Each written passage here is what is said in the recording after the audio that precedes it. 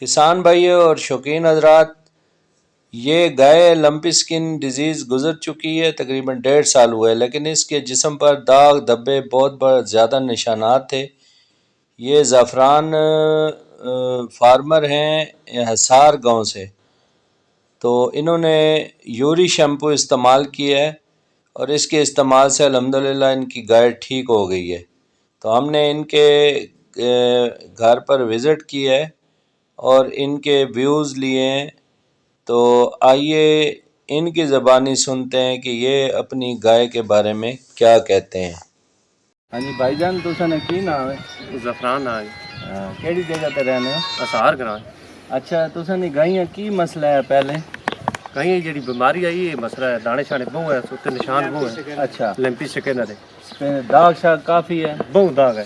پھر ایسا کس طرح مطلب ہن تو ماشاءاللہ ٹھیک ہوئی ہوئی؟ ہوں بس یہ نواں شیمپو ہے کہ اتنے بنا میں میڈیکل سٹور ہے ڈاکٹر شہریار۔ اچھا، انہاں کول یہ شیمپو یوری پیٹ کدا نے؟ جی یہ ہے۔ اچھا، یہ شیمپو کدا ہے اس نال نوانے رہے ہیں۔ اچھا کوئی 2 دنوں بعد لگاتار نہیں نوا دی۔ اچھا اچھا، نہیں لگاتار تے نوانی نہیں نا، 3 دن نے وقفے بعد 2 دن تو بعد 3 دن اسی نوانے ہیں۔ اچھا، تے اس نال الحمدللہ 4-5 بار نوا لی شیمپو مار کے تے الحمدللہ اس میں نشان بھی ختم ہو گیا، اس کے بعد بھی ختم۔ اچھا اچھا اچھا، تے مطلب اچھا ماشاءاللہ۔ تے تو ایسے نے جڑے زمیندار بھائی ہیں جنہاں نے بہت مطلب قیمتی دان ہیں تے قیمتی جانور ہیں جنہاں نے داغ وغیرہ بال شال نہیں جمنے پین تے بڑے خوب بدصورت لگنے ہیں، انہاں کی مشورہ دینے ہو مثلاً کہ استعمال کرن؟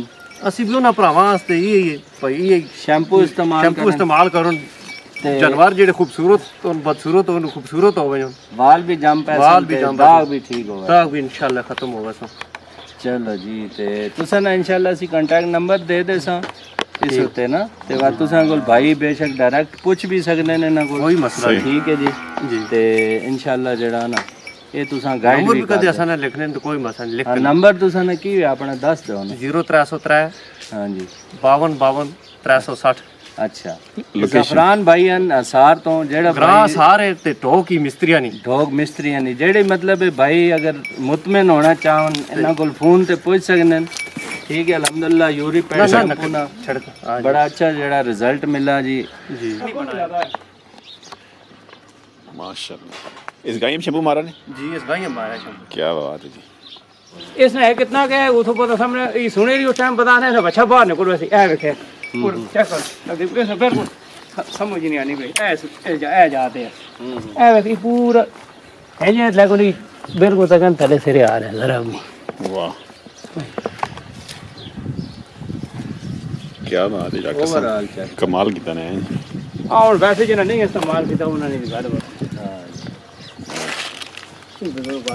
اچھا صحیح۔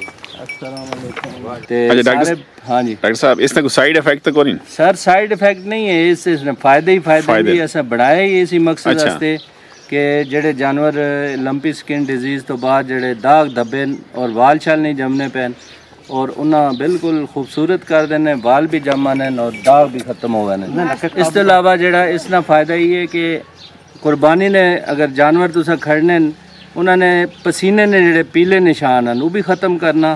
اس کے علاوہ جانور جڑا وہ ویسے بھی قربانی اتنے منڈی دے کھڑنے تو پہلے لے بکرے دمبے وغیرہ بھی تسی جڑا نا نہلا سکنے ہو، اس نال مطلب خوبصورتی چمک اور بہترین مطلب سفیدی آونی اس شیمپو میں۔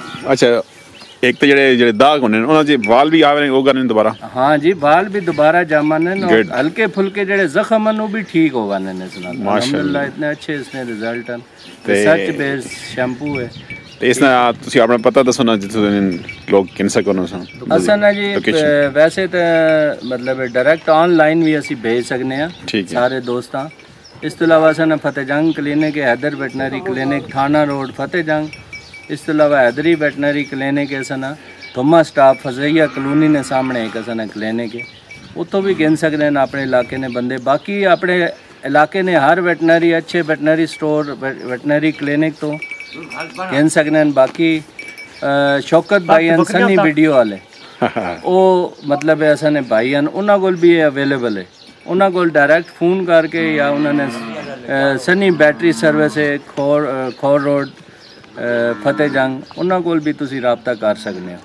ٹھیک ہے، اور اس نے اتنی زیادہ قیمت بھی نہیں ہے اور انتہائی مناسب قیمت، اور 1 لیٹر ایک جانور کا کافی ہے۔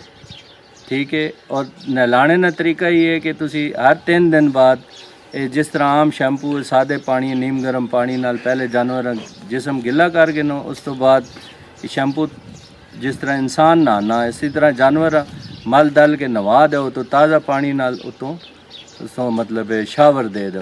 صحیح، تے باقی انشاءاللہ انشاءاللہ مطلب اس نے لمپی سکن جتنے داغ دبے دور ہو لمپی سکن تو علاوہ وہ تے ختم کرنا ہی کرنا ہے، اس کے علاوہ شائننگ واسطے چمک واسطے تے پسینے داغ دور کرے، پسینے نے داغ، اور اس کے علاوہ منڈی تو کھڑنے تے پہلے یا دانا نے ریس تے اگر جانور نے کھڑنا گوبر وغیرہ نے داغ ہونے اکثر تے سفیدی واسطے بھی بڑی بہترین ہے، شائننگ واسطے صحیح، تسی ویسے ریگولر بھی یوز کر سکنے ہو، کنڈیشننگ اس شیمپو بھی ہے نال کنڈیشنر بھی ہے۔ ٹھیک ہے جی، صحیح، شکریہ ڈاکٹر صاحب، اوکے، اللہ تھینک یو بھائی۔